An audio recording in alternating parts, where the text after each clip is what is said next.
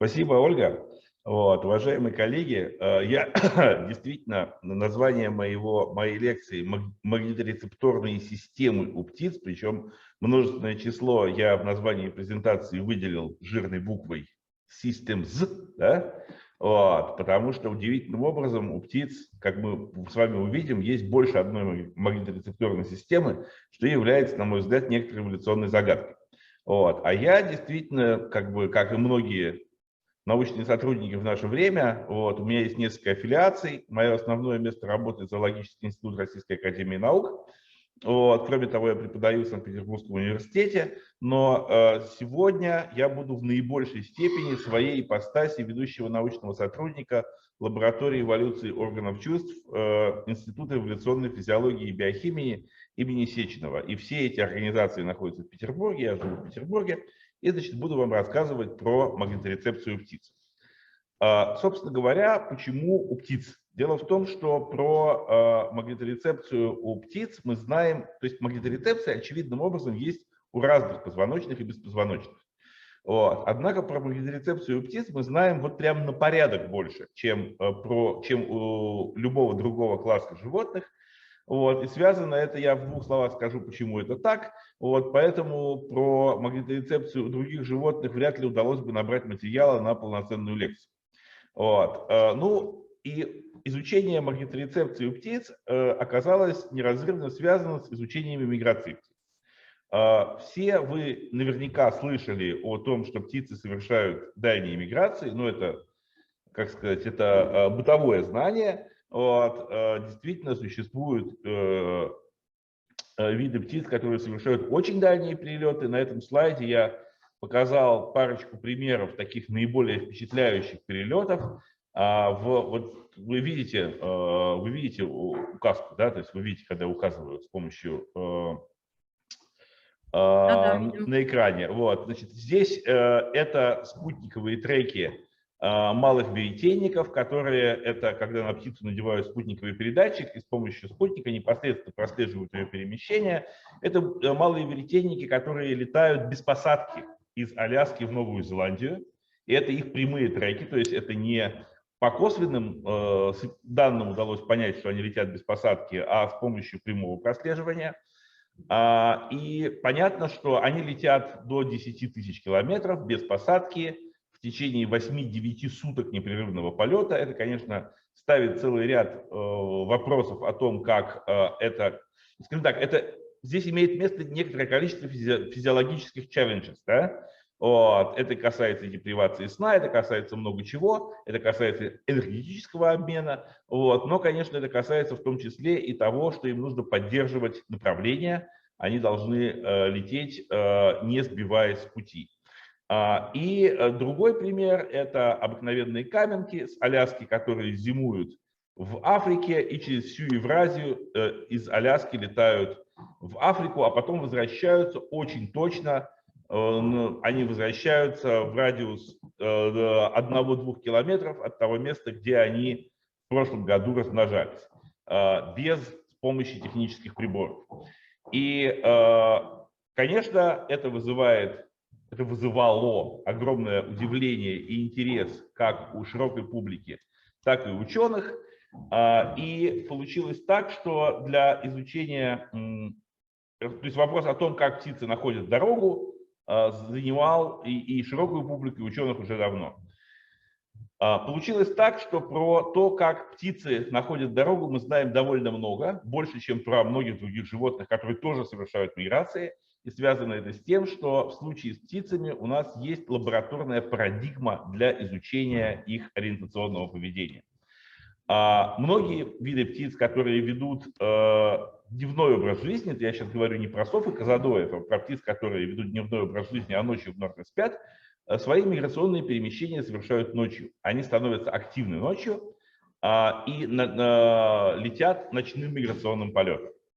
Это было известно давно. Любители держать в клетках певчих птиц знали, что если птицу посадить в клеточку, то она в период перелета у вас в клеточке будет биться. У нее настолько велико стремление ночью лететь, связанная с физиологической перестройкой организма. Это отдельный интересный вопрос. Какие именно происходят перестройки, это отдельная тема. Что, несмотря на то, что птица сидит в клетке, у нее огромная мотивация к полету. Это было известно давно, это знали еще в 18-19 веке. Интересно оказалось, что, оказывается, если птицу посадить в клетку, и это обнаружил немецкий ученый Густав Крамер в середине 20 века, вскоре после Второй мировой войны, если птицу посадить в клетку, она не просто прыгает, беспорядочно мечется в клетке, она прыгает в основном в том направлении, в котором она летела бы, если бы была свободной. И эту ее активность можно количественно учитывать. И мне не удалось ставить, то есть я вставляю обычно видео в презентацию, на этот раз что-то у меня видео из презентации не работает, поэтому я постараюсь вам показать видео просто в качестве видеофайла. Вот посмотрите, если вы видите то, что я вам показываю, это садовая славка, которая бьется в клетке, которая ночью в круговой арене прыгает, и вы видите север здесь наверху, и эта птичка, давайте еще раз посмотрим, эта птичка прыгает в основном в северном секторе. Видите, да? Видно презентацию, как птица, это запись с инфракрасной камеры, которую мы сделали. Вот. Это удивительная, конечно, вещь, вот, когда птица в буквальном смысле слова, знаете, есть такое там мотивационное высказывание, что вы должны идти к своей цели. Если вы не можете идти к своей цели, вы должны ползти к цели, а если вы не можете даже ползти, вы должны лежать головой в направлении цели. Но это все-таки мотивационная шутка. Птицы это делают на самом деле. И Крамер это обнаружил, это было опубликовано в статье 1949 года, а в 60-е годы уже американский ученый Стивен Эмлин придумал такие конуса. Я вот сверху вам показывал картинку сверху, там птичка не в круге, а в таком конусе. Вот, конус этот выглядит на практике вот так. И птица в нем прыгает, оставляет следы. Раньше использовали губочку с чернилами, но, естественно, сейчас ни через один этический комитет такой эксперимент с таким дизайном не пройдет. Сейчас просто есть бумага, на которой птицы оставляют следы, процарапывают, да? И вот это вот следы, которые оставляет птичка весной, когда она проявляет ночную миграционную активность, и вы видите, что эта активность направлена в основном в северном направлении. Надо сказать, что и благодаря этому у нас есть возможность изучать ориентационное поведение птиц в контролируемых лабораторных условиях. Мы можем посадить птицу в клетку, мы можем сажать ее в эти самые конуса, которые называются по имени ученого, который их придумал, конуса Эмлина. И мы можем таким образом, количественно определять пространственный выбор птицы, и при этом мы можем изменять условия. Мы можем давать им видеть звездное небо или дневное небо, мы можем или не давать, мы можем закрывать им доступ к астроориентирам, мы можем держать их в естественном магнитном поле, или мы можем менять магнитное поле с помощью магнитных колец Гингольца, так как мы считаем нужным. У этого метода есть, конечно, важный недостаток.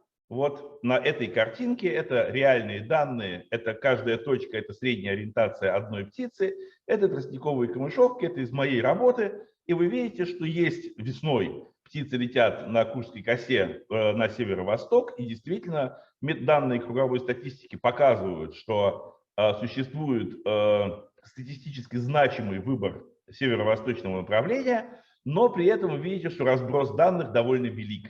Для сравнения, это по другому виду птиц, по дроздам, тоже из другой моей работы, данные по птицам, которые взлетали естественным миграционным полетом, их не в клеточке прыгали, да, а естественным миграционным полетом взлетали с передатчиками, и вы видите, что в данном случае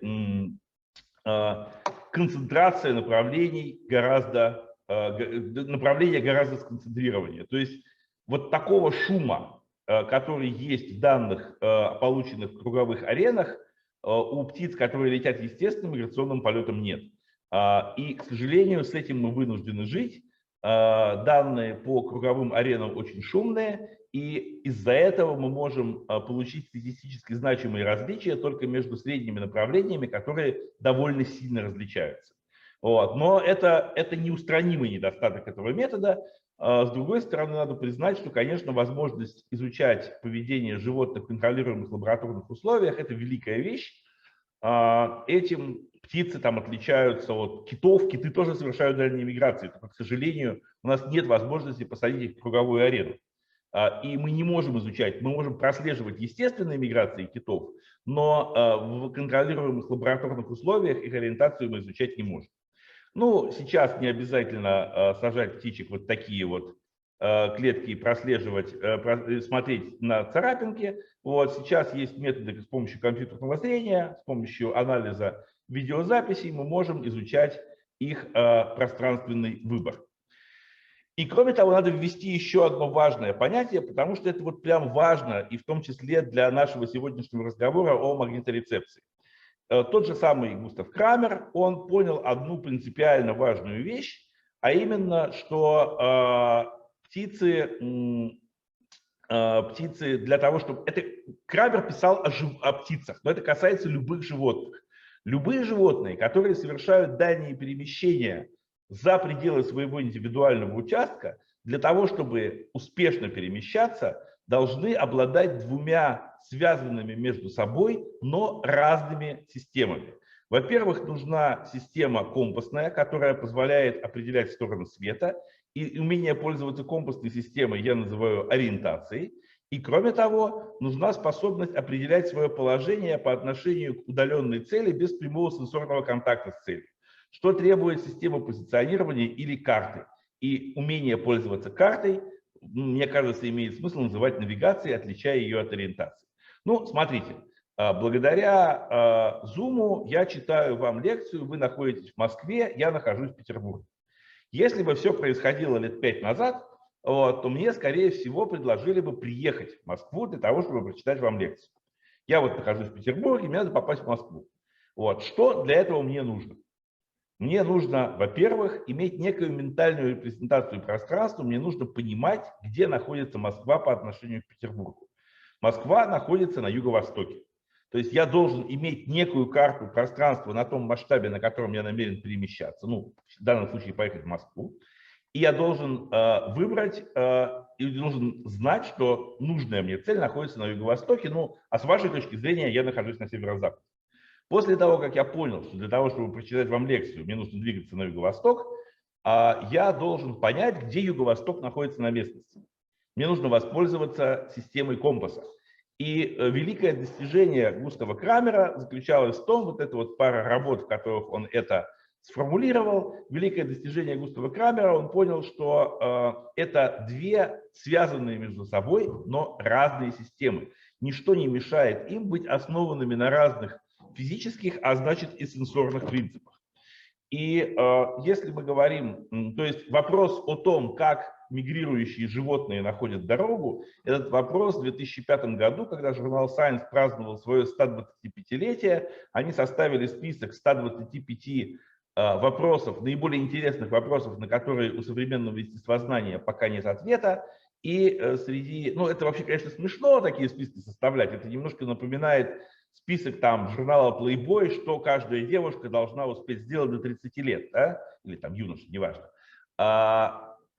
Но, тем не менее, вопрос о том, как мигрирующие животные находят дорогу, вошел в эти 125 вопросов, что, конечно, очень хорошо. В преамбуле к каждой заявке на грант я обязательно об этом факте упоминаю, потому что это вопрос актуальности. Журнал Science признал вопрос актуальным. Так вот, ответ на этот вопрос на самом деле распадается на два связанных между собой, но разных вопросов. Какова физическая, а значит сенсорная природа компаса и какова физическая, а значит сенсорная природа карты. И если мы говорим о птицах, то в настоящий момент более или менее есть консенсус у исследователей, согласно которому у птиц есть, по-видимому, 3 независимые компасные системы: солнечный, звездный и магнитный компас. И кроме того, у них есть как минимум 2, а может быть больше, но про 2 мы, в общем, можем говорить с определенной долей уверенности, Система позиционирования – это магнитная и альфакторная система, магнитная и альфакторная карта. Сегодняшний мой доклад, сегодняшняя лекция посвящена магниторецепции, поэтому мы будем говорить исключительно о магнитном компасе и магнитной карте птиц. Но вот это вот надо понимать, понимаете, когда говорят, птицы находят дорогу по магнитному полю. Ну, в такой формулировке здесь мало смысла, да? Вот. Надо говорить о том, как устроен компас и как устроена карта. И как мы увидим, они основаны, как бы есть основания полагать, скажем так, и многие исследователи считают, что магнитный компас и магнитная карта основаны на фундаментально разных магнитных чувствах. То есть у птиц есть два магнитных чувства, две магниторецепторные системы, одна из которых, по-видимому, является сенсорной основой магнитного компаса, другая является сенсорной основой магнитной карты, и они при этом фундаментально разные. Два слова про магнитное поле. Мы с вами знаем, что в Земле есть, в центре Земли есть железное ядро, которое является огромным магнитом. Это система магнита довольно сложная, но так или иначе можно представить себе, как если бы в Земле находился большой магнит. Интересно, что линии магнитного поля выходят из района южного полушария. Интересно, что если уж быть таким занудно точным, в южном географическом полушарии находится северный магнитный полюс. Да? Так никто никогда не говорит. Но точно, если говорить, поскольку вот северный полюс – это там, где линии магнитного поля выходят из Земли. Но практически всегда тот полюс, который находится в южном полушарии, называется южным географическом полушарии. Магнитный полюс, который находится в северном географическом полушарии, называют северным. Линии магнитного поля выходят из поверхности Земли, огибают Землю и входят в поверхность Земли в северном географическом полушарии. Главные параметры магнитного поля – это его естественно, интенсивность, которая примерно в 2 раза больше в районе магнитных полюсов, чем в районе магнитного экватора. Магнитные полюса не совпадают с географическими, и магнитный экватор тоже не совпадает с географическим. В районе магнитных полюсов линии магнитного поля перпендикулярны к поверхности Земли. В районе южного магнитного полюса они направлены вертикально вверх. В районе северного магнитного полюса они направлены вертикально вниз.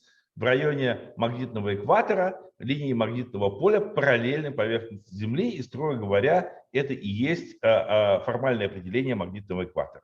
Вот это хорошая картинка, на которой магнитное поле Земли хорошо схематически иллюстрировано. И вот эта вот работа 1972 года супругов Вольфганга и Розиты Вилчка, это не была первая работа, где было показано, что птицы ориентируются по магнитному полю, а если точно говорить, используют магнитный компас. Но вот эта вот работа так и называется, магнитный компас Зарянки.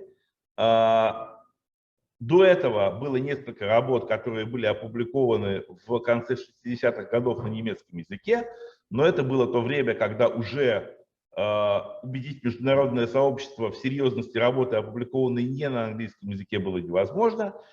Первые работы были встречены, я бы сказал, с нескрываемым скепсисом, но в 1972 году удалось опубликовать вот эту вот работу в журнале Science, которая, в общем, переломила ситуацию и убедила академическое сообщество в том, что действительно Зарянки пользуются магнитным компасом при миграционной ориентации.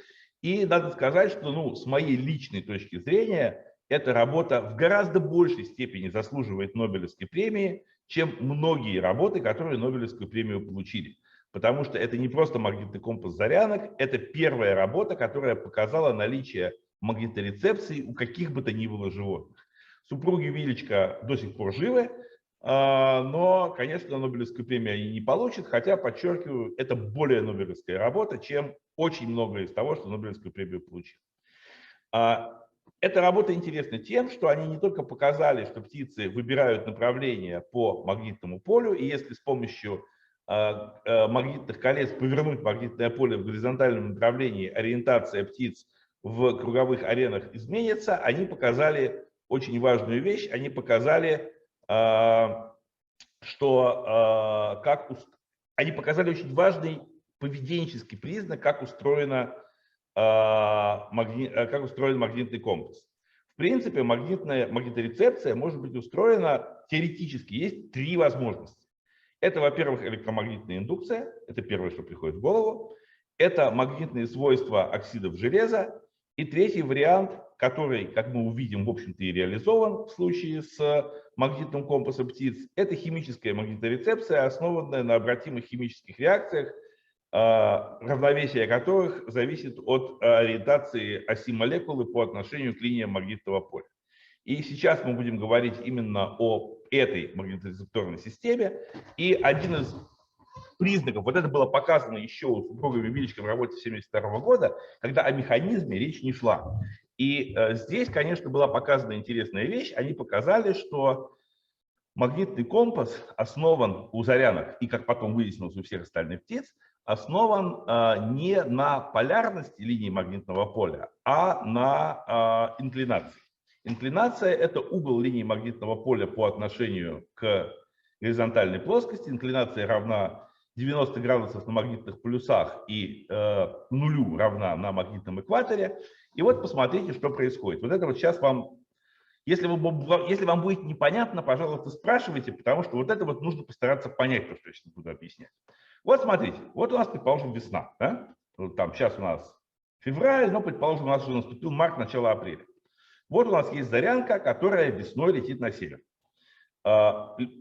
Линии магнитного поля естественным образом направлены, так как показано на этом рисунке, они направлены, северный полюс у нас слева, да? Они направлены налево вниз. Да? Видите? Зарянка летит таким образом. Стрелка магнитного компаса показывает налево. Если мы с помощью магнитных колец приложим внешнее магнитное поле таким образом, чтобы результирующее поле из естественного, которое есть всегда, и внешнего приложенного было равно естественному, но направлено в обратном направлении, вот смотрите, если линия магнитного поля будет направлена так же, но направление будет сюда. Технический компас будет повернут направо, да? То есть технический север будет показывать сюда, а зарянка по-прежнему будет лететь налево. То есть с точки зрения технического компаса она будет лететь на юг. Она будет лететь туда, где технический компас показывает юг. Если же мы изменим магнитное поле так, как показано на этом рисунке, то есть линия магнитного поля направлена вот так, то есть наверх, технический компас показывает налево, север, правильно? Да? А зарянка разворачивается и летит назад. То есть она летит с точки зрения технического компаса, она летит на юг. Теперь, если мы повернем линию вот так, зарянка, технический компас показывает на север, зарянка летит на север. Что имеет место? Зарянка не понимает, она не в состоянии понять, куда направлена стрелка. Все, что она знает, что весной надо лететь в сторону тупого угла. Понимаете, да? Вот здесь у нас тупой угол, вот она и летит в сторону тупого угла, а технический компас показывает противоположную сторону. Здесь технический компас показывает север, то есть полярный компас, показывает, что север слева, а тупой угол у нас справа, и поэтому птица выбирает направление направо. А птица не понимает направления оси, да? Она весной летит в сторону тупого угла, а осенью, когда нужно лететь в северном полушарии на юг, летит в сторону острого угла. Это говорит о том, что для птиц не существует севера и юга. Для птиц существует направление к полюсу и к экватору. Направление к полюсу – это направление в сторону тупого угла, направление к экватору – направление в сторону острого угла. На самом экваторе нет ни тупого, ни острого угла. Линии магнитного поля параллельны поверхности Земли, и птицы оказываются дезориентированы. Птицы не могут ориентироваться на магнитном экваторе, при том, что технический компас на магнитном экваторе прекрасно работает. То есть у вас нет никаких... с вашим техническим компасом у вас на экваторе не будет никаких проблем. У вас будет прекрасно показывать, куда надо на север. А птичий магнитный компас не работает. Это, конечно, изрядно намекает. Причем надо сказать, что эти результаты были получены в поведенческих экспериментах тогда, когда не было никаких идей относительно того, как магнитный компас устроен, как он функционирует. То есть здесь не было никакой подгонки, то есть не было теории никакой вообще. Да? То есть здесь нельзя обвинить людей, исследователей, что они подгоняли результаты под предсказание теории, потому что теории просто не было никакой. Да? И результаты эти, конечно, казались, мягко говоря, очень странными. Эти результаты являются вот прям фундаментальными для понимания того, как устроен магнитный компас у птиц, и они изрядно намекают на то, что он не основан на полярности. А любой компас, который построен на магнитных свойствах оксидов железа, он будет полярным. Смотрите дальше. Те же самые супруги Вилечка уже в 90-е и начале нулевых годов обнаружили, что магнитный компас птиц функционирует только при свете определенной длины волны, то есть только при освещении достаточно коротковолновым светом. Ну, что магнитный компас птиц не работает в полной темноте, птицы не ориентируются в полной темноте. Это было известно уже довольно давно, но вообще, поскольку птицы, так же как и мы с вами, очень визуальные животные, большую часть информации об окружающем мире они получают через зрение, поэтому птицы в случае когда они оказываются в полной темноте, они вообще склонны не проявлять никакой активности. Но было пока так, что это не показатель. Да? Вот. В полной темноте им просто некомфортно, они стараются не двигаться. Но было показано, что птицы ориентируются при освещении ближним ультрафиолетом. Ну, вы знаете, что птицы, в отличие от нас с вами, тетрахроматы, у них есть 4, а не 3 типа колбочек, и они видят в ближнем ультрафиолете, который недоступен для нас. Они ориентируются при освещении синим светом, они ориентируются при освещении зеленым светом, цветом тот самый turquoise, цвет морской волны, и они дезориентированы при освещении желтым и красным светом. Это было показано в экспериментах, когда птиц освещали светодиодами с различной длиной волны, ну, когда появились хорошие светодиоды. Вот. И, конечно, в ситуации, когда у вас компасная система зависит от работы, от освещения определенной длиной волны, это изрядно намекает на то, что магниторецепторная система, на основе которой работает магнитный компас, как-то связана со зрением. Согласитесь, да? Ну, намекает на зрение. И действительно была создана теоретическая модель, которая в общем и целом подтверждается, согласно которой птицы воспринимают магнитное поле с помощью химического компаса, основанного на светозависимых обратимых вертикальных реакциях. То есть я не буду вдаваться в биофизику, она интересна, но находится за рамками нашего разговора. Если в двух словах, при освещении, при воздействии фотоном происходит перенос электрона от молекулы донора к молекуле акцептора. Дальше электроны могут распариваться, как это показано здесь, то есть молекула донора, молекула акцептора. При переносе электрона может происходить либо свободное вращение электрона, либо он может быть фиксирован к молекулярной оси, и получается, скажем так, из-за квантовых эффектов, из-за распаривания электронов могут быть, когда появляется лишний электрон, может в молекуле акцептора может возникать, часть может находиться в синглетном или в триплетном состоянии. В синглетном состоянии, когда спины антипараллельны, и в триплетном состоянии, когда спины параллельны. Это два разных состояния. Это обратимая реакция, выход которой, равновесие которой зависит от того, под каким углом к линиям внешнего магнитного поля, то есть магнитного поля Земли, находится ось молекулы. И чисто теоретически можно себе представить, что то есть может быть разная концентрация синглетных и триплетных продуктов. И чисто теоретически можно себе представить, что дальше начинается каскад сигнальных реакций, и который в конце концов приводит причем один каскад идет от синглетного продукта, другой от триплетного продукта. И они приводят к созданию, в конце концов, в результате этого каскада реакций появляются стабильные продукты, чья концентрация зависит от того, было ли больше синглетных и в какую сторону смещено равновесие реакций. Я хочу подчеркнуть, что вот это вот представление о каскаде сигнальных реакций, оно является чисто умозрительным. Про этот каскад сигнальных реакций теоретически это возможно, на практике его никто никогда не видел.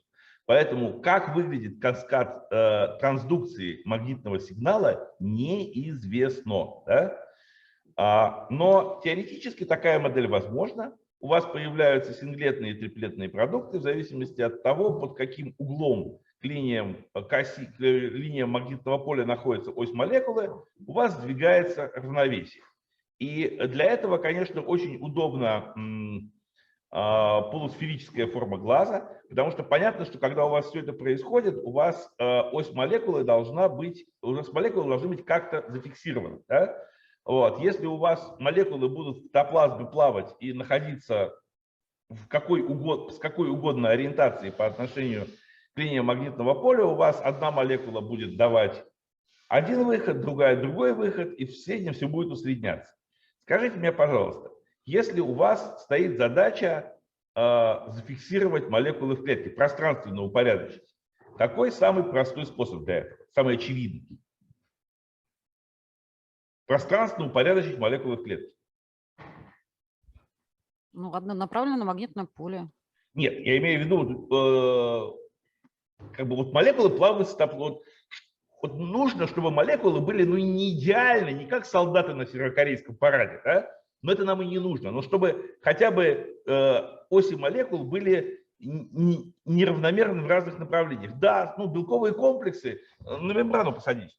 Самый простой способ посадить молекулы на мембрану. Вот. И довольно хороший способ, это, конечно, это внешние сегменты фоторецепторов, как вы знаете. Да? Вот смотрите, если у нас, предположим, представьте себе, что у нас есть сетчатка, да? Вот у нас есть фоторецепторы, ну, допустим, да? Это не обязательно должны быть фоторецепторы, но, предположим, у нас есть сетчатка, там у нас есть клетки, в которых находятся рецепторные молекулы, и вот у нас есть рецепторная молекула, которая расположена под каким-то углом. Вот у нас рецепторная молекула, да? И вот она вот так направлена линией магнитного поля, и вот у нас есть молекула, и, предположим, когда ось молекулы параллельна линии магнитного поля, то равновесие реакции максимально смещено в сторону, ну, пусть будет триплетных продуктов. Да? И вот у нас максимум триплетных продуктов, минимум синглетных продуктов, и у нас образуется то, что мы условно назовем белым пикселем. Да? Вот у нас молекула, расположенная вот здесь. Да? Вот. И она у нас перпендикулярна линии магнитного поля. И у нас все максимально смещено в сторону синглетных продуктов. Максимум синглетных, минимум триплетных, каскад, стабильное вещество сигнальное. И вот у нас появляется черный пиксель. Ну или наоборот, это не важно. Там, белый, черный можно поменять местами. Значения не имеет. Вот у нас с вами другая молекула, которая направлена к линиям магнитного. И видите, и нам не важно, направлена ли она перпендикулярно в одном направлении или в другом. А вот у нас молекула, у нас все равно будет черный пиксель. У нас все равно будет минимум. Да? То есть, ну, максимум синглетных, минимум триплетных. И вот у нас молекула, направленная под углом, и вот у нас появляется какой-то серый пиксель, потому что количество сигнальных продуктов у нас промежуточное между этим и этим значением. И благодаря этому у нас возникает какая-то вот такая картинка. Ну, можно было сделать черную точку здесь и более светлая по краям, но мы вот изобразили вот так. То есть таким образом у нас возникает модуляция зрительного сигнала, да? И у нас возникает некий зрительный образ, который наложен ну, как дополненная реальность, да, так сказать. Только у нас зрительный образ, который наложен на ту зрительную картину мира, которая возникает от нормальных фоторецепторов.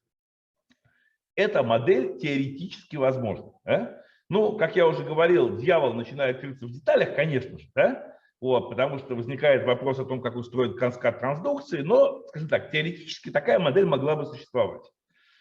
Наиболее вероятными кандидатами на роль, это вообще модель была, идея была придумана в 1978 году Клаусом Шольцем, а потом лет 20 о ней сильно не вспоминали, потому что не было предложено конкретного вещества, на котором это могло бы быть основано. И вот в 2000 году вышла статья Торстена Рица вместе с тем же Шультеном, в которой высказали предположение, что такой молекулой могут быть криптохромы. Криптохромы – это наиболее вероятные кандидаты на роль рецепторной молекулы, потому что, во-первых, это белки, которые возбуждаются видимым светом в коротковолновом диапазоне. Кроме того, это единственные известные фоточувствительные молекулы у позвоночных, которые образуют радикальные пары при возбуждении видимым светом. И кроме того, криптохромы действительно известны, они присутствуют в сетчатке птиц, которые мигрируют ночью. Тут, правда, возникают... Да, и еще, значит, один важный момент, который заключается в том, что спектр абсорбции криптохрома в общем и целом, вот именно что в общем и целом, соответствует спектральным характеристикам магнитного компаса птиц. Я хочу подчеркнуть, это довольно важный момент, ну то есть как важный момент, это такое примечание, да, все-таки совпадение не идеальное, да, с точки зрения, вот тот факт, что птицы ориентируются при освещении зеленым светом, с точки зрения спектра абсорбции криптохромов, этого не должно было бы быть, да. Совпадение есть, но оно не идеальное, да. Вот. Криптохромы действительно есть в сетчатке птиц. Беда, конечно, заключается в том, что криптохромов слишком много. У птиц есть криптохром 1, криптохром 2 и криптохром 4, и каждый из них существует в двух сплайс-вариантах: 1А, 1Б, 2А, 2Б и 4А, 4Б. Вот. Ясно совершенно, что это разные белки, родственные, но разные, которые выполняют разные функции. И в данный момент идет довольно бурная дискуссия по поводу того, какие именно криптохромы являются магниторецепторными молекулами.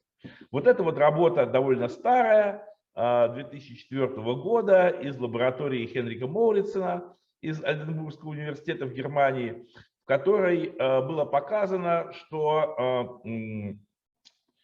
криптохром 1, тогда еще не знали о существовании двух сплайс-вариантов 1А и 1Б, колокализованы с генами раннего ответа, которые указывают на, работа которых указывает на нейронную активность в сетчатке. Это они использовали CFOS, и тогда это называлось CENC, теперь это называется ERG1. И это криптохромы, и вот видите, при наложении получается колокализация в ганглионарном слое. Потом были работы, которые показывали, что криптохром 1А колокализован с ультрафиолетовыми колбочками, и была идея о том, что криптохром 1А, и вот эта самая группа, это Кристина Ниснер из Франкфуртского университета, потом она в Мюнхен переехала, что эти криптохромы колокализованы с криптохром 1А колокализован с ультрафиолетовыми колбочками, и речь шла о том, что магниторецепторную функцию выполняют ультрафиолетовые колбочки. Вот эта работа Кристины Ниснер, в которой она обнаруживала молекулы криптохромов на мембранных дисках, но не на всех, надо сказать, да? Вот. Видно, что на некоторых мембранных дисках вот прямо много криптохромов, и это внешние сегменты колбочек зарянки, в которых тоже обнаруживались криптохромы. Что, сами понимаете, это очень хорошо ложится на всю эту концепцию, что вот, да, у нас есть криптохромы, они упорядочены путем связывания с мембранами, мембранные диски, ну, в общем, все одно к одному. И в настоящий момент коллеги из лаборатории Хенрика Моуритсена предполагают, что, скорее всего, речь идет о криптохромах 4. Они считают, что криптохром 4 – это наилучший кандидат на роль сенсора магнитного поля. Это работы Ани Гюнтер, где они показывали, что криптохром 4 локализован в части колбочек, в частности в двойных колбочках в сетчатке зарядки. Вот. Это такая вот схема, которую мы в нашем обзоре нарисовали. Локализация криптохромов. Криптохром 1А локализован во внешних сегментах ультрафиолетовых колбочек. Криптохром 1Б обнаруживается во внутренних сегментах фоторецепторов в ганглионарных клетках и в смещенных ганглиозных клетках. И криптохром 4 находится во внешних сегментах колбочек, которые чувствительны к длинноволновому свету в двойных колбочках и в так называемых красных колбочках, в одинарных колбочках, чувствительных к длинноволновому свету. Ну, криптохром 2, он имеет ядерную локализацию, и поэтому практически наверняка связан с работой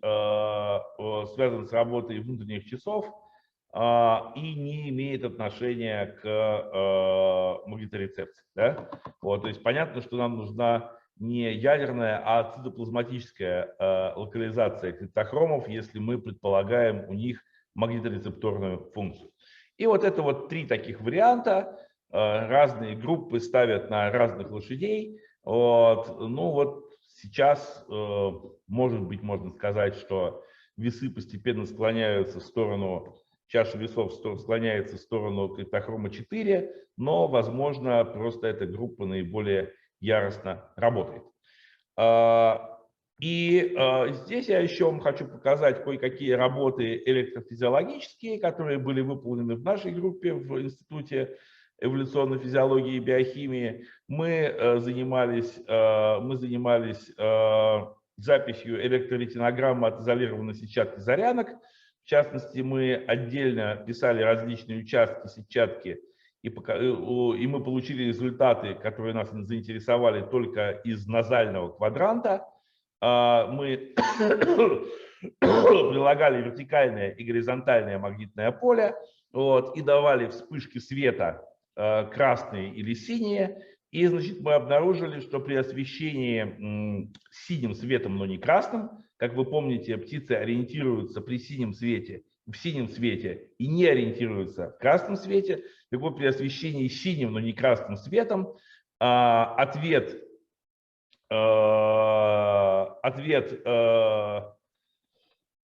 изолированной сетчатки зарянок в назальном квадранте был очень маленьким, но статистически значимо различался в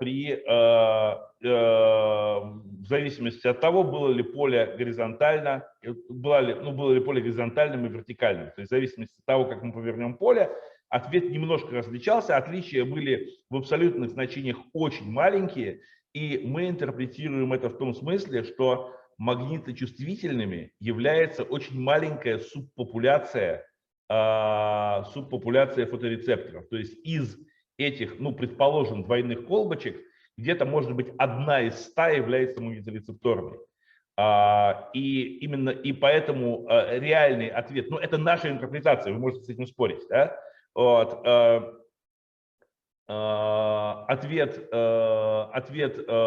является значимым только в назальном квадранте и только при синих вспышках. И мы предполагаем, что очень маленькая часть клеток является магниточувствительной, а поскольку мы пишем, в той работе, которую я описываю вам здесь, которая была опубликована в 2020 году в трудах Королевского общества, у нас у нас суммарный ответ, вот, а поскольку отличия есть только в маленькой субпопуляции, поэтому различия арифметически очень небольшие.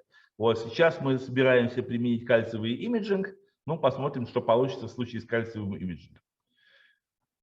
Если говорить о том, как сигнал передается, известно, что когда птицы совершают, это было показано еще в середине нулевых годов, тоже в той же лаборатории Моурицена, это одна из, я бы сказал, это ведущая группа в области изучения магниторецепции у птиц.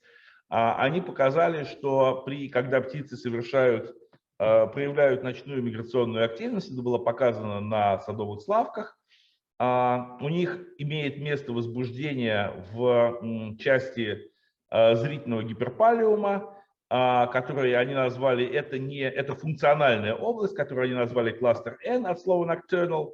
Здесь по экспрессии генов раннего ответа они увидели, что вот эта самая часть зрительного гиперпалиума возбуждена, причем это происходит у ночных, но не у дневных мигрантов.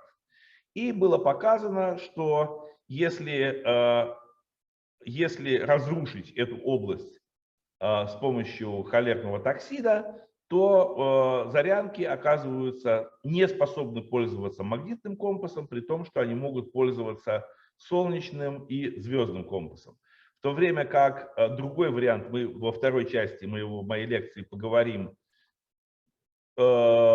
другой вариант магниторецепции на основе тройничного нерва. Так вот, хирургическое пересечение тройничного нерва никак не влияет на способность использоваться магнитным компасом. То есть в этой работе, которая это тоже из лаборатории Моурицена, первый автор была Мануэла Цапка, было показано, что разрушение вот этой области кластера N, зрительного гиперпалиума, не позволяет птицам пользоваться магнитным компасом. При этом они не настолько debilitated, да, что они вообще не могут проявлять ночную активность, они ночную активность проявляют, или пользоваться другими компасными системами, то есть мотивация к миграции у них не пропадает.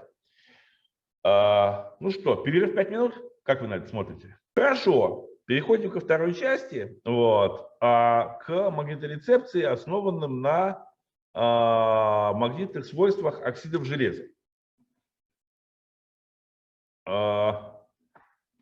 Я уже говорил про компас и карту, и так, в общих чертах мы обсудили, как мог бы быть устроен магнитный компас у птиц, а теперь мы перейдем к магнитной карте. Для того, чтобы понять, как в принципе может работать магнитная карта, я покажу изолинии магнитного поля. Да, я вам показывал картинку, как устроено магнитное поле. И что два его наиболее важных параметра – это общая интенсивность магнитного поля, которая меняется, ну там, если грубо, там от 30 до 60 миллитесла, то есть микротесла, прошу прощения, не миллитесла, а микротесла. Порядка 60 микротесла в районе магнитных полюсов и порядка 30 микротесла в районе магнитного экватора. Примерно в 2 раза. Да? И магнитное наклонение, то есть угол линии магнитного поля по отношению к горизонтальной плоскости. И здесь у нас нарисованы эти изолинии, и вы видите, что эти изолинии, по крайней мере, в некоторых областях образуют более-менее координатную сетку, в некоторых областях они координатные сетки не образуют, и таким образом мы можем отличать север от юга, но не можем отличать запад от востока. И были работы, согласно которым, то есть магнитная карта могла бы быть устроена на основе восприятия и использования этих изолиний. Были работы, в которых было показано, что магнитная стимуляция идет еще с 80-х годов. В 80-е годы были работы, в которых электрофизиологическими методами после магнитной стимуляции обнаруживали активность в ядрах тройничного нерва. Однако эти работы, к этим работам, опубликованным в 1986 году в Nature Neuroscience, есть большие методические вопросы. Сегодня работу, сделанную на таком методическом уровне, в Nature Neuroscience публиковать бы не удалось. Ну, это связано с тем, что очень легко получить аппаратные артефакты, когда у вас стимулом является изменение магнитного поля. Да? В этой ситуации легко получить аппаратный артефакт, вот, поэтому значительная часть работ, поэтому, скажем так, я бы не сказал, что электрофизиология тут неприменима, да? Но электрофизиологией надо заниматься очень осторожно. Да? Вот, поэтому целый ряд работ было сделано с помощью иммуногистохимических методов, ну, как я только что рассказывал, когда животное занимается, животное проявляет какое-то поведение или животному дается какое-то воздействие, после чего животное is sacrificed, да, делаются срезы мозга, и на этих срезах иммуногистохимическим прокрашиванием прокрашиваются там определенные продукты генов, экспрессии генов раннего ответа, что показывает наличие нейронной активности в определенных участках, которые нас интересуют. Так вот, было показано, что информация, ну, система тройничного нерва,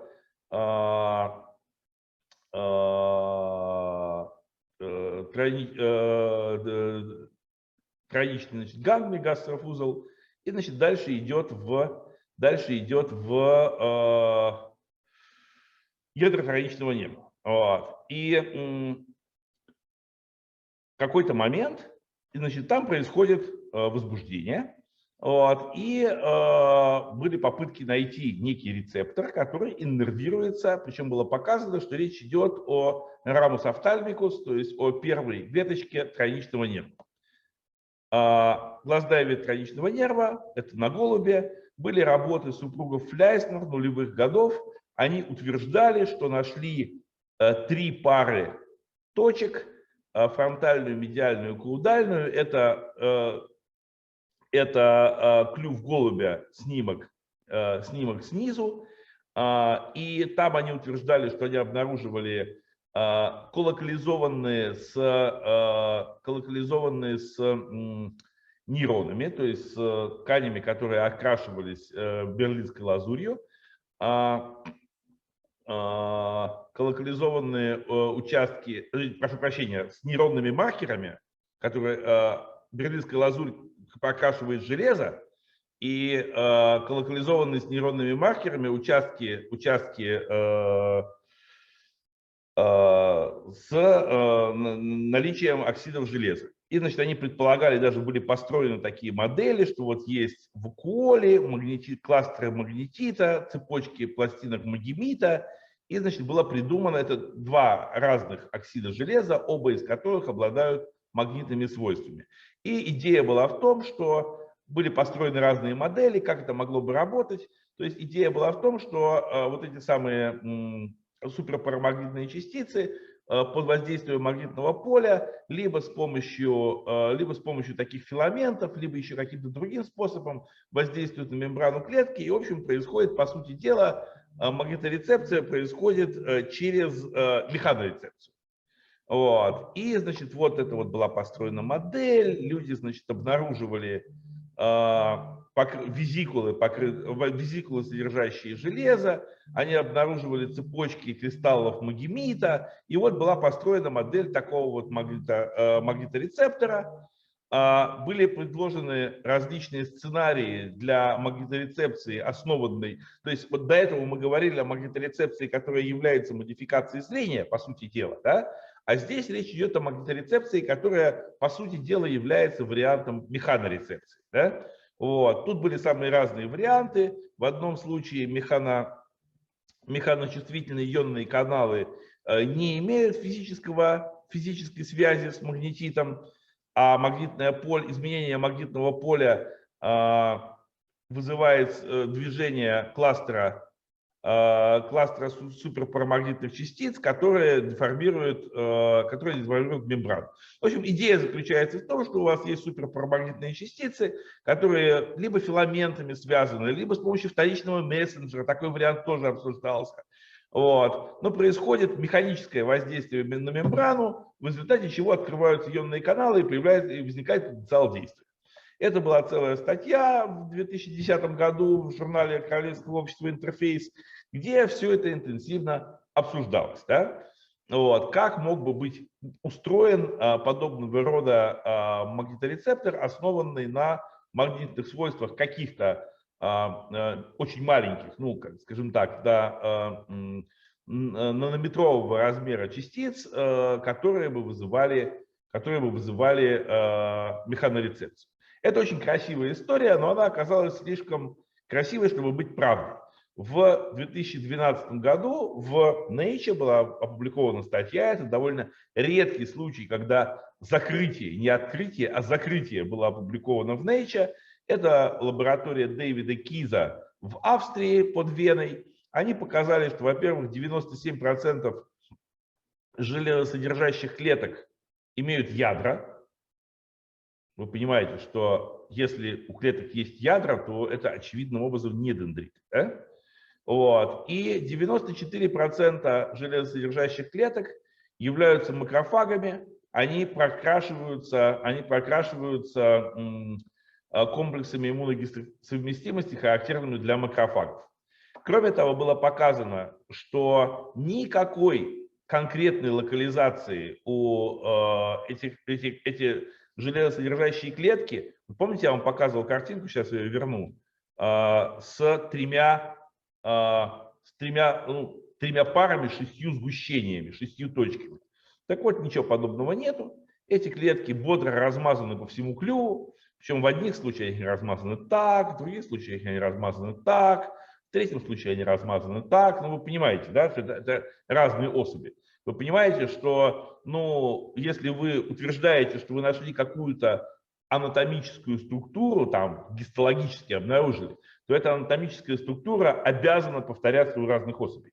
Если, ну, просто не бывает так, что у этой рецептор здесь, у этой рецептор здесь, ну, это несерьезно. Да? Вот. И, кроме того, колокализация маркеров, нейронных маркеров и железосодержащих клеток, прокрашиваемых берлинской лазурью, составляет 0,6%. Ну, видите, ни о чем. Да? Просто ни о чем. Вот.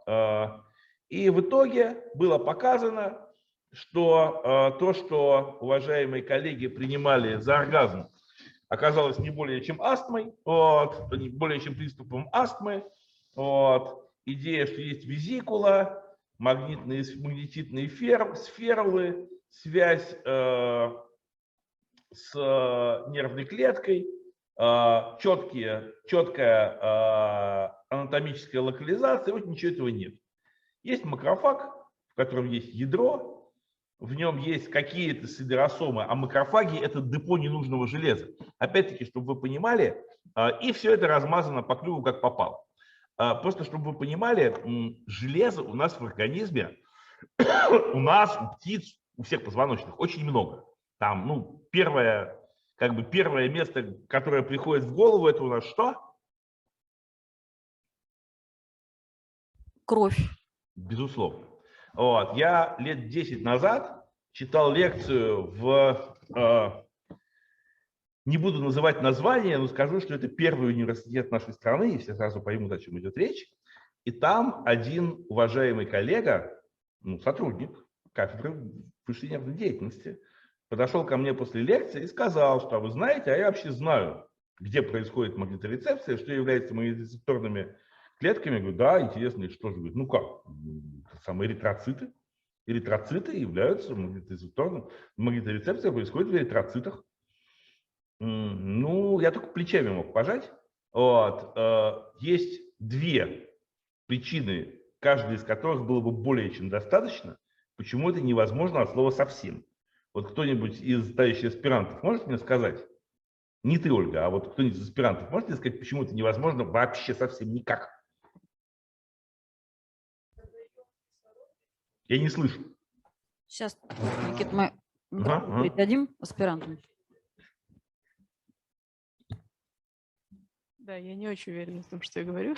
Но он же, эритроциты дают кислород, и там меняется магнитное свойство, насколько я понимаю, это, ну, по крайней мере, Мартен. Нет, ну, Ну да, и с нейронами не связано, спасибо. совершенно верно, это самое главное. Да? Вот. Для того, чтобы у вас произошла рецепция, вам недостаточно повлиять на что-то в клетке. Вам нужно создать потенциал действия и передать его в центральную нервную систему. Иначе у вас рецепции никакой не будет. Понимаете, да?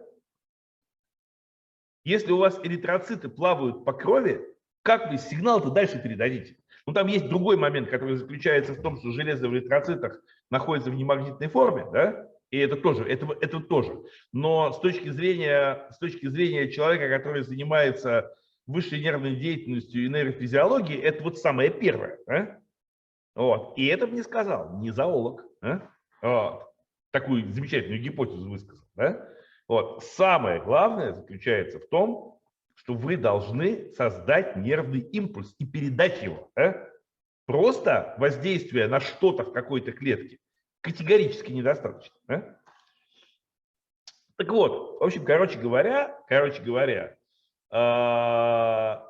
эта гипотеза о том, как выглядит рецептор, оказалась опровергнута. Вот, рецептор, ну, это не то, что они принимали за рецептор, им не является. Вот, то есть, да, вот содержащие клетки в надклюве голубей макрофаги, а не магниторецепторные нейроны. И в связи с этим, конечно, возникает нехороший вопрос, значит ли это, что магниторецепторные системы связаны с системой тройничного нерва? Нет. Нет, это не значит, потому что, несмотря на то, что мы принимали за рецептор им очевидным образом не является, у нас все-таки есть поведенческие данные, которые указывают на то, что магнитная информация по тройничному нерву передается. Есть работа Кордела Море, которая была сделана была чуть раньше, понятное дело, опубликована в 2004 году в Nature, где в камере Скиннера голубей научили находить корм по магнитному стимулу, определять довольно сильную магнитную аномалию, и, соответственно, голуби 4 штуки там. Статья в Nature была опубликована на основании данных по 4 особям. Вот. Они, значит, решали задачу это 50% это уровень случайного выбора, там было две кормушки. Значит, голуби решали поведенческую задачу с успешностью, значимо превышающую случайный уровень, когда 2 голубям из 4 пересекли тройничный нерв, они оказались не способны решить задачу, а их успешность упала до уровня случайного выбора, а 2 другим голубям пересекли ольфакторный нерв. С пересеченным ольфакторным нервом они прекрасно находили корм, а когда этим же голубям пересекли еще и тройничный нерв, они опять-таки обратно упали до случайного уровня. Да? То есть они оказались не способны решить задачу на основании магнитной информации. И из этого был сделан вывод, что магнитная информация поступала им в мозг по тройничному нерву. Кроме того, было показано Домиником Хайерсом из Эдинбургского университета, который работает в группе Моррисона, что магнитный стимул вызывает экспрессию гена раннего ответа EGR1 в ядрах тройничного нерва, причем в совершенно специфических местах. Это ядра поверхностной и глубокой чувствительности, причем особенно здесь в вентральной части.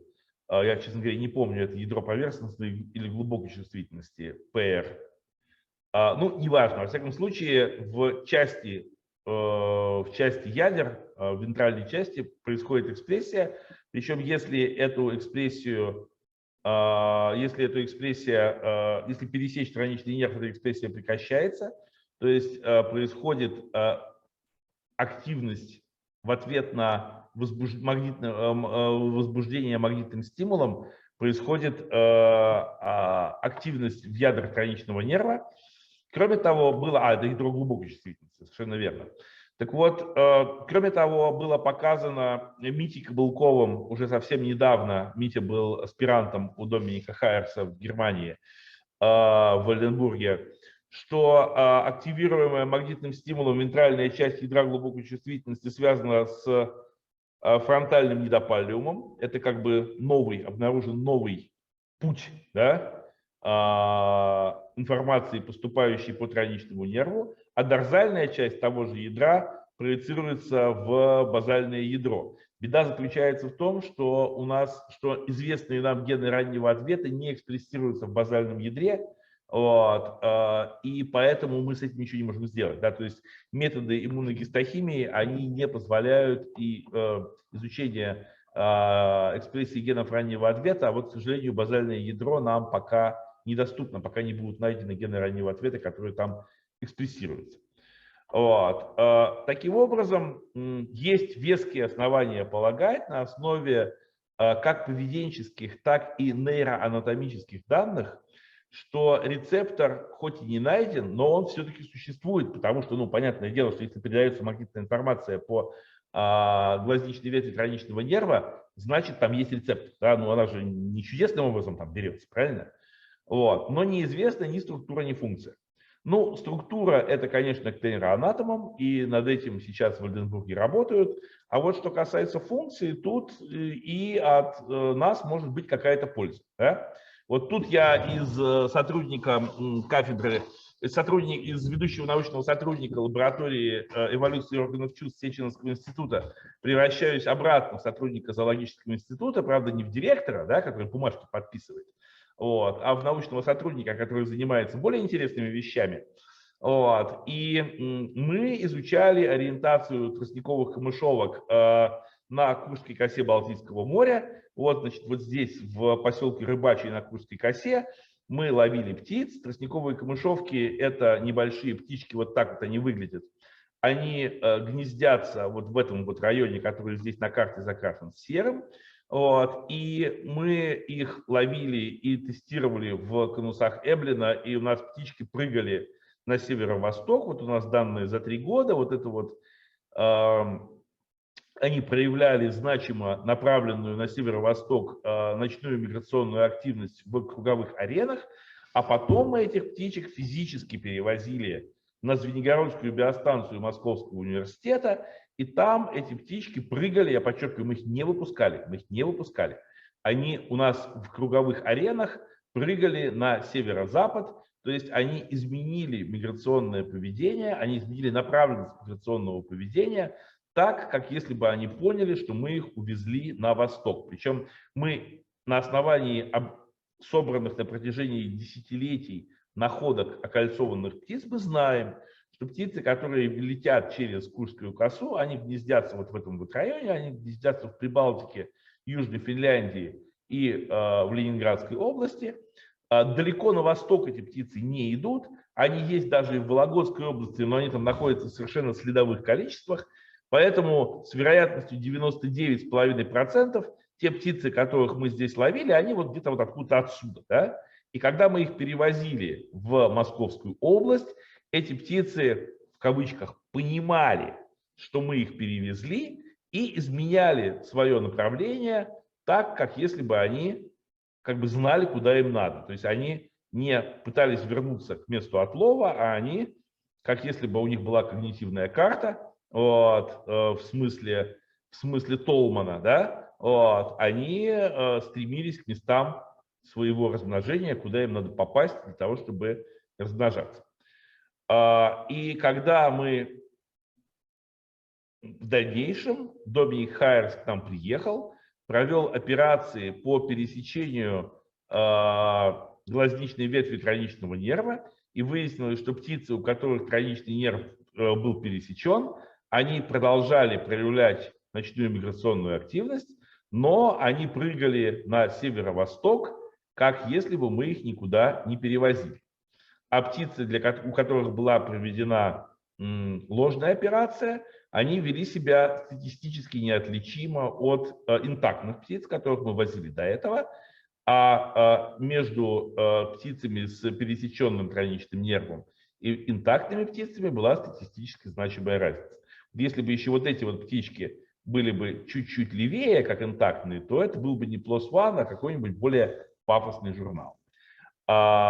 И важно в этой истории то, что, то есть вы могли бы сказать, что вы провели хирургическую операцию, вы пересекли птицо-тройничный нерв, им так плохо, что они уже ничего не соображают, но по анекдоту про то, как про экспериментаторов, которые доказали, что таракан слышит ногами. Знаете эту историю, да?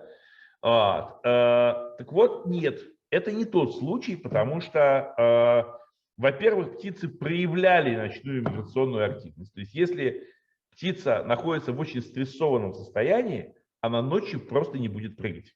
Вот мы в каком-то смысле, скажем так, мы заинтересованы в том, чтобы нашим экспериментальным животным было хорошо, не только для того, чтобы удовлетворить этический комитет, хотя это, конечно, важно, вот, но у нас эксперимент не получится. Если им будет плохо, у нас просто не получится эксперимент. Поэтому это нам нужно не просто удовлетворить этическую комиссию, у нас просто иначе у нас работать получится. Да? Если птица будет находиться в стрессе, если ей больно, плохо и нехорошо, она просто будет сидеть на жердочке и страдать. Она не будет проявлять ночную миграционную активность в клетке. Раз она прыгает, значит ей достаточно хорошо. И кроме того, птицы прыгали где куда попало. Они прыгали, собственно говоря, туда же, куда они прыгали до переезда. Да? Вот они просто не поняли, что мы их перевезли. Вот. И это, конечно, является вот тот факт, что птицы были, во-первых, активны, а во-вторых, они проявляли направленное поведение в круговых аренах, причем осмысленно направленное, не абы куда, очень сильно намекает на то, что это не результат неспецифического стрессорного ответа, а это именно неспособность воспользоваться картой. Таким образом, из полученных нами данных можно сделать вывод, что по тройничному нерву у птиц, ну в частности у тростниковых камышовок, поступает информация, необходимая для работы системы позиционирования, необходимая для навигации. И из работ нейроанатомических мы знаем, что по тройничному нерву поступает магнитная информация. Ну, потому что происходит экспрессия генов раннего ответа в ядрах глубокой чувствительности тройничного нерва. Возникает вопрос, это та ли же эта самая информация? Это та же самая информация или это просто случайное совпадение? Вот. Совпадение? Не думаю. Вот. Мы это проверили следующим образом. Мы поместили птиц и конуса, в которых мы тестировали птиц, в кольца Мерита. Это магнитное кольцо, здесь происходит рисунок, здесь намотана обмотка, и с помощью таких колец мы можем внутри этого кольца менять магнитное поле так, как мы считаем нужным. Мы можем внутри, это куб со стороной 2 метра, и в кубометре, центральном кубометре мы создаем очень стабильное магнитное поле. Вот так это выглядит на практике, причем и мы этих птиц магнитно переместили в отношении магнитных условий, мы их переместили с Курской косы на Звенигородскую биостанцию МГУ. Мы физически не перемещали птиц. Птицы находились, находились на Курской косе, вот на дюнах стоит кольцо, птицы в течение всего эксперимента находились внутри. Это вот прям важно, потому что были до этого эксперименты, в которых люди получали менее убедительные результаты, чем у нас. Я вам покажу, что у нас получилось. Вот. Но как бы важным принципиальным моментом было, что мы один раз перемещали птиц в магнитные условия Московской области, и дальше они там уже находились всю дорогу. И нужно было этих птичек ночью, когда мы проводили тестирование, вынуть и поставить вот наверху мы ставили такие доски, как бы, да, и на них ставили, собственно говоря, как нарисовано вот здесь, да. Еще как бы важным последствием является то, что для того, чтобы вот вынимать птиц из этих клеточек в измененном поле при работающих генераторах, нужно и сажать их наверх, нужно физически находиться в этой, внутрь залезать, да. Вот, поэтому в этом эксперименте у нас участвовали исключительно студентки, которые по своим физическим габаритом сюда помещались. Да? Я, например, туда не помещаюсь. Да? То есть я могу этой работой руководить, но для того, чтобы делать ее руками, мне, значит, нужны помощники или помощницы, которые такие, что туда пролезут. Да? Вот. И вот так это выглядело. Вот это вот блоки питания, которые находятся в ящике, обитом алюминиевым листом, для того, чтобы экранировать магнитные поля, которые идут, электромагнитные поля, которые идут от работающего генератора. И, собственно говоря, вот что мы получили. При виртуальном магнитном смещении, когда не менялось ничего, кроме параметров магнитного поля, тростниковые камышовки изменяли направленность своей активности точно так же, как если бы мы их действительно перевезли в Курские косы в Московскую область. То есть ответ на виртуальное магнитное смещение не отличался от ответа на реальное магнитное смещение. И вот эту статью нам уже удалось опубликовать не в PLOS ONE, а в Current Biology. Ну и, естественно, следующим шагом было провести магнитное смещение с пересечением тройничного нерва, что мы, собственно говоря, сделали. И выяснилось, что птицы, которых был пересечен тройничный нерв, они продолжали, то есть птицы с ложной операцией, так же, как и интактные птицы, изменили, то есть отреагировали на смещение, магнитное смещение без физического. Да? А птицы с пересеченным тройничным нервом вели себя так, как если бы мы их никуда не смещали. Ну, мы их действительно никуда не смещали, реально. Да? Вот. Но для того, чтобы отреагировать на смещение, которое выражалось только в изменениях параметров магнитного поля, птицам нужна информация, поступающая по тройничному нерву. И вот эта серия работ, она дает нам веские основания полагать, что, изменяя только магнитную информацию, мы вызываем поведенческий ответ, то есть реориентацию изменение ориентации с северо-восточной на северо-западную, которая идентична ответу на реальное смещение мигрирующих тростниковых камышовок из Прибалтики в окрестности Москвы. И мы полагаем, что это очень мощный аргумент в пользу магнитной основы навигационной карты, по крайней мере, у этого вида птиц. Потом там были еще и другие работы, но, как нам кажется, нам удалось показать, что действительно связанная с системой тройничного нерва, система магниторецепции используется для навигации, то есть для работы магнитной карты. Что можно сказать, значит, по итогам? Да? Что я хотел бы, чтобы вы усвоили? Да? Во-первых, у птиц есть два разных магниторецептора, которые основываются на разных физических принципах. Возможно, один из них является сенсорной основой магнитного компаса, это зрительная магниторецепция, а другой магниторецептор является основой системы позиционирования, которую для краткости можно называть картой. Одна из этих систем, магниторецепторных систем, основана на светозависимых обратимых химических реакциях, связанных со зрением и, по-видимому, локализованных в сетчатке. Она транслирует магнитное поле в зрительные образы, при этом механизм трансдукции неизвестен. Это вот хочу, чтобы вы просто осознавали. Вот у нас есть на этот счет обзор, опубликованный в журнале общей биологии, в котором участвовал заведующий лабораторией, в которой я работаю в Институте эволюционной физиологии и биохимии, и директор института Михаил Леонидович Фирсов, и он является специалистом по фототрансдукции, и он там очень четко это обрисовал, что вся вот эта вот идея с зрительной магниторецепторной системой, основанной на криптохромах, она придумана не специалистами по зрению. И специалисты по зрению, ну не то чтобы они против, но у них есть ряд важных вопросов, на которые необходимо ответить. Потому что как устроена система фототрансдукции, ну поскольку зрение является очень важным органом чувств, в частности для человека, поэтому нам оно очень интересно, оно для нас очень важно, да? Поэтому про зрение мы знаем, в общем, довольно много. Да? И система фототрансдукции у позвоночных, в общем, плюс-минус изучена. Как туда впихнуть еще и систему трансдукции магнитного сигнала, не очень понятно. То есть это не значит, что это невозможно, но это значит, что про некую систему, про которую мы думаем, что мы знаем многое, есть еще какие-то моменты.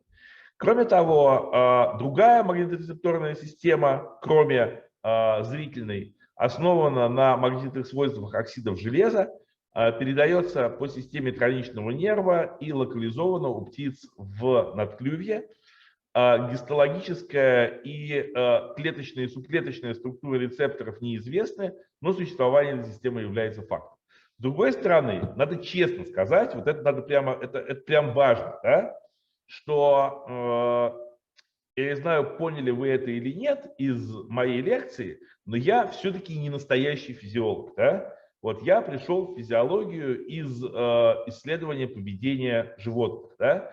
Настоящий физиолог, такой хардкорный сенсорный физиолог, когда вот после того, как я бы ему это рассказал, он бы сказал, знаете что, да, вы мне рецептор, пожалуйста, покажите, да, вот, а вот когда покажете рецептор, да, вот вы туда тыкните палочкой, и у вас, значит, в мозгу будет спайк соответствующий нейроне, да, вот тогда приходите. А вот эти ваши поведенческие, птички прыгают туда, птички прыгают сюда, это, извините, ни о чем. Да? Ну, я как исследователь поведения животных, в принципе, с таким подходом не очень согласен, но я хорошо знаю о его существовании.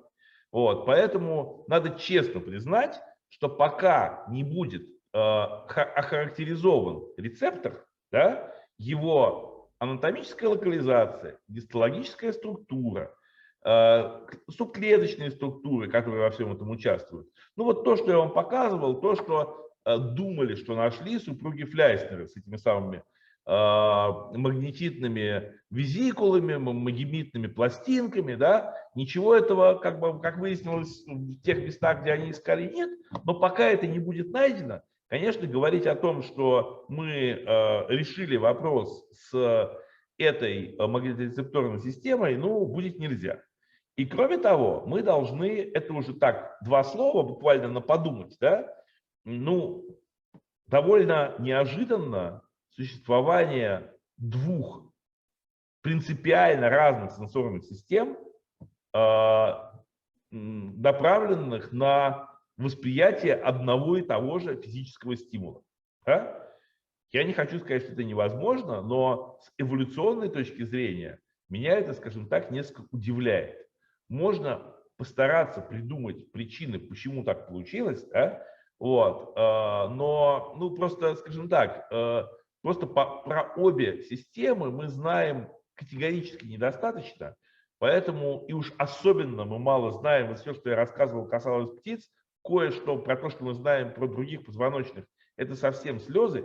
То есть пока мы не будем знать, мы не охарактеризуем работу обеих этих систем, ну, хотя бы в одном классе, и пока мы не изучим, ну, хоть какие-то сравнительно физиологические данные не получим по разным классам позвоночных, все разговоры о том, как в эволюции возникла такая интересная конфигурация, ну, они будут крайне спекулятивными.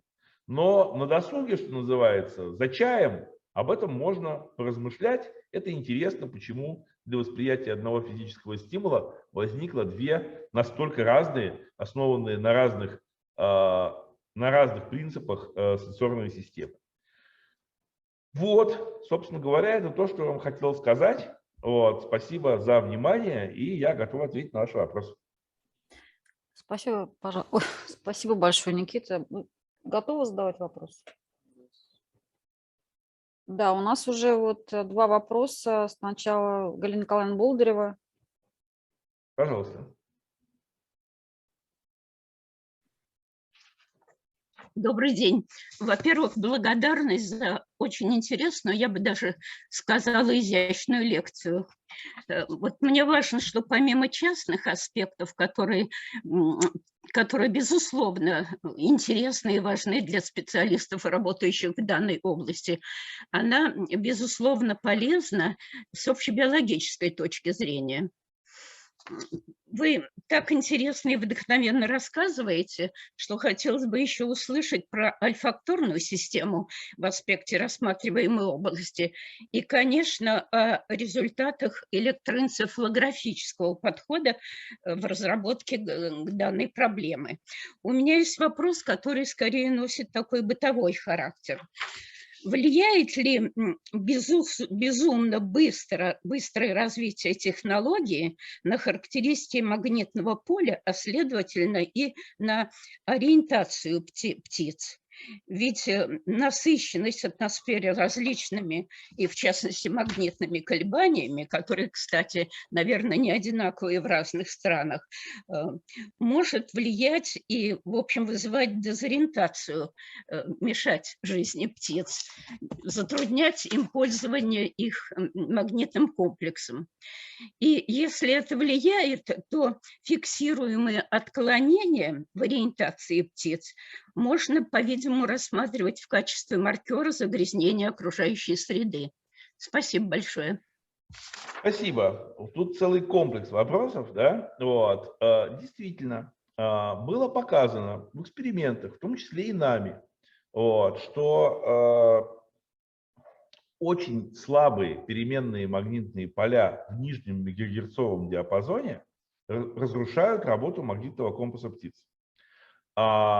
Этот эффект был предсказан на основании биофизиками. Вот. И действительно в эксперименте было показано, что как узкополосные поля, так и широкополосные поля, но я бы даже сказал, не только в нижнем мегагерцовом диапазоне, а от нескольких мегагерц до, в эксперименте сейчас показано, до 85 мегагерц. Поля влияют, разрушают работу магнитного компаса. Причем поля очень слабые. Если говорить серьезно, то подобного рода эффект, он не может быть объяснен существующей биофизической теорией, которая, я не стал вдаваться в биофизику, потому что, ну, так сказать, есть люди, которые в состоянии прочитать лекцию на этот счет лучше, чем я. Да? Я не физик. Вот. Но есть биофизическая теория, которая объясняет, как все это работает. И существующую очень высокую чувствительность к этим полям в мегагерцовом диапазоне имеющаяся теория объяснить не может. То есть теория могла бы объяснить эффект более сильных полей, но столь слабые поля там в несколько нанотесла, с амплитудой в несколько нанотесла, это удивительная вещь. Да? Действительно, такого рода, ну, надо сказать, что большая часть излучения, ну, например, мобильная связь работает в гигагерцовом диапазоне, это другой диапазон. Да? Но действительно существует проблема электромагнитного загрязнения, электромагнитного смога, особенно в больших городах, где очень много различного радиоэлектронного оборудования. И было показано, что эксперименты по ориентации птиц без экранирования, не в клетках Фарадея, в городах, на университетском кампусе, да, оказываются неудачными. Что касается, кроме того, недавно вышла очень интересная работа, уже в 2022 году, в которой было показано, что есть очень серьезное загрязнение, источники электромагнитного шума именно в том диапазоне, про который известно, что он влияет на ориентацию птиц. Причем больше всего на этот счет раньше рассматривалась солнечная активность, но тщательный анализ показал, что гораздо большее влияние оказывают молнии, рассказывает грозовая активность. Да? И особенно это касается летнего периода в умеренных широтах, особенно в Северной Америке и в тропических районах. Поэтому вопрос о влиянии как естественного, так и антропогенного электромагнитного шума на ориентацию, он, скажем так, встает. Да? Встает. Для того, чтобы это как следует изучить, конечно, было бы очень хорошо понять, чего в данный момент мы не имеем, природу этого разрушения магнитной ориентации, способности пользоваться магнитным компасом при очень слабых переменных магнитных полях. Это очень интересный вопрос, который в данный момент этим занимается несколько групп, в том числе и наша группа. Вот, но мы пока не готовы доложить результаты, потому что нет определенных результатов. Спасибо. И следующий вопрос у нас. Вы тоже хотите спросить? Анна Канцерова. Спасибо большое за интересную лекцию. Скажите, пожалуйста, есть ли какие-то исследования у других мигрирующих животных, например, там морских котиков или там дельфинов каких-нибудь водных, которые мигрируют по воде, или у насекомых, которые мигрируют по воздуху, по поводу магниторецепции? Да, есть. Только не у морских котиков, потому что морского котика трудно посадить в круговую арену. Есть исследования морских, если говорить о морских животных, то это есть исследования морских черепах.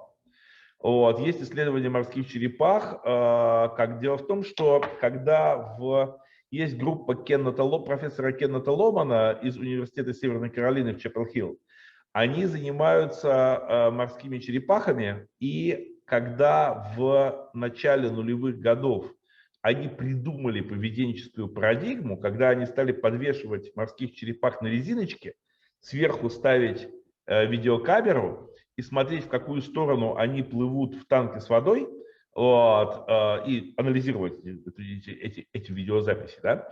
Вот, то есть, когда они придумали аналог конуса Эмлина для морских черепах, они оказались способны изучать ориентацию морских черепах в контролируемых лабораторных условиях, и тогда пошли очень интересные результаты. Есть работы, которые указывают на то, что у морских черепах есть врожденная, в отличие от птиц, врожденная магнитная карта. Вот, что черепашата, которые вылупляются на побережье Флориды, на атлантической стороне побережья Флориды, они определенным образом, предсказуемым образом реагируют на магнитные условия в разных частях Атлантики, так, что они плывут как бы к центру вот этого самого североатлантического кругового течения, потому что перед черепашатами стоит задача, чтобы их с Гольфстримом не унесло на север, чтобы их с Гольфстримом не унесло к Британским островам, потому что там холодно, они там погибнут. Они просто не могут жить в холодной воде. Вот. И такие работы есть, это поведенческие исследования. Я разговаривал с Кеннетом Ломаном и спрашивал, собирается ли он заниматься физиологией, физиологическими вопросами. Он сказал, что на морских черепахах это невозможно, это все охраняемые виды, ему просто никто никогда не даст разрешения делать с ними каким бы то ни было эксперимент. Ну, то есть эксперимент, кроме как поведенческий. Да? То есть, к сожалению, эти животные недоступны для физиологических экспериментов, для там перерезать нерв, забудьте об этом, да? Просто забудьте. Вот. Поэтому, к сожалению, про сенсорную основу магнитной ориентации морских черепах ничего не известно. Кроме этого, есть работы по насекомым. Есть работы, про бабочек-монархов, это самые такие знаменитые мигрирующие насекомые в Северной Америке. Я не знаю, знаете ли вы про миграцию бабочек-монархов, это такая длинная, но очень интересная история. Они совершают дальние миграции из Северной Америки вплоть до Южной Канады к местам зимовки, осенью они совершают миграции к местам зимовки в совершенно определенном районе Мексики. И есть одни исследователи утверждают, что они используют магнитное поле для этого, другие, что нет. Вот. Но, несомненно, есть насекомые, у которых есть магниторецепция, которые используют магнитный компас для ориентации. Более того, вот мой бывший аспирант Александр Филиппович Пахомов, сейчас научный сотрудник биологической станции рыбачьей, птицы ему как-то надоели, вот, и он стал заниматься магнитной ориентацией бабочек рыбачьих. Первая статья должна быть опубликована в этом году. Так что в России тоже этим занимаются. Спасибо большое за развернутый ответ. Очень интересно. Спасибо. Да, у меня еще небольшой вопрос. Я правильно понимаю, что магниторецепция есть у животных только, которые мигрируют? Нет, это не так. Если, магниторецепция есть, наверное, много у кого, да? Но дело в том, что вот карта нужна тем животным, которые мигрируют. А компас, глобальная компасная система, нужна любым животным, перед которыми стоит задача хоть сколько-то пройти прямо. Есть хороший пример жуков-навозников, которые, ну, знаете, африканских, которых задача как бы найти кучу дерьма слона, буквально в смысле этого слова, да? Вот, скатать шарик этого самого слоновьего дерьма и откатить его метров 20-30 в сторону, вот, чтобы потом, значит, отложить, значит, те самые яйца, чтобы личинка спокойно ела, питалась этим дерьмом. Да? Так вот, было показано, есть такая очень хорошая шведская исследовательница Мари Даке в Лунде, которая показала, что эти жуки, они не пользуются магниторецепцией, они пользуются звездным компасом и ориентируются по Млечному пути.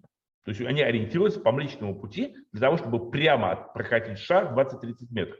За эту работу они получили Шнобелевскую премию. Я вообще не понимаю, почему. То есть кроме слова «навозник» я не понимаю, что там смешного. Да? Вот правда. Да?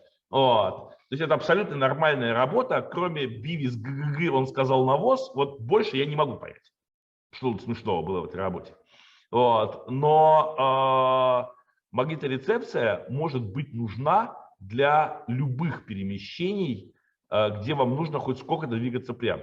Кроме того, есть работы, в частности, есть такой Вячеслав Владимирович Крылов в Институте биологии внутренних вод в Барке, который занимается магниторецепцией у Данио Рерио, да, и, по-видимому, она действительно есть. Данио Рерио живет в очень мутной воде в природе. Ну, понятно, что он занимается теми Данио Рерио, которые нужны в аквариуме, ясное дело, да? Вот. Но Данио Рерио живут в очень мутной воде. И если перед вами стоит задача, ну, хоть 2 метра проплыть прямо в воде, в которой вообще ничего не видно, да, то магниторецепция – это хорошее решение. Вам не обязательно совершать дальние миграции. Магниторецепция может оказаться исключительно полезной много для чего. Кроме того, есть еще один момент. Из-за того, что у нас сознательной магниторецепции нет, нам кажется, что это что-то экзотическое, что это экзотическая сенсорная система для решения экзотических задач. Похоже, что это мы, вид Homo sapiens, такие уроды. Есть подозрение, что мы относимся к небольшому количеству, к небольшому меньшинству позвоночных, которые по тем или иным причинам эту способность утратили. И что, вообще-то говоря, магниторецепции есть очень много у кого, и это удобная вещь для решения многих задач, не обязательно связанных с дальней миграцией. Но получается, что мы определяем, есть ли у живого существа магниторецепция или нет, по тому, как оно там способно ориентироваться и передвигаться в пространстве в зависимости от того, какое магнитное поле мы прикладываем. К сожалению, у птиц нам до сих пор не удалось придумать поведенческую парадигму, не связанную с миграцией. Таких попыток было много, причем некоторые из них, я рад, что я в них не участвовал, но я в них наблюдал, что называется, с близкого расстояния. Да? Вот. Я был руководителем аспиранта, который пытался это сделать. Да? Вот. К сожалению, ничего не вышло.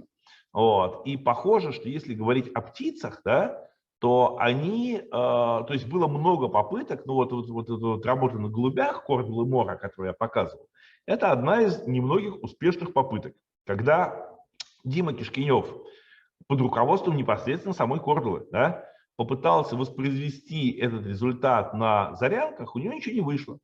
Вот. То есть понятно, что поэтому, скорее всего, ну, моя интерпретация заключается в том, что у птиц, по крайней мере у тех, на которых мы обычно работаем, у воробьиных птиц, магниторецепция действительно используется в основном в миграционном поведенческом контексте.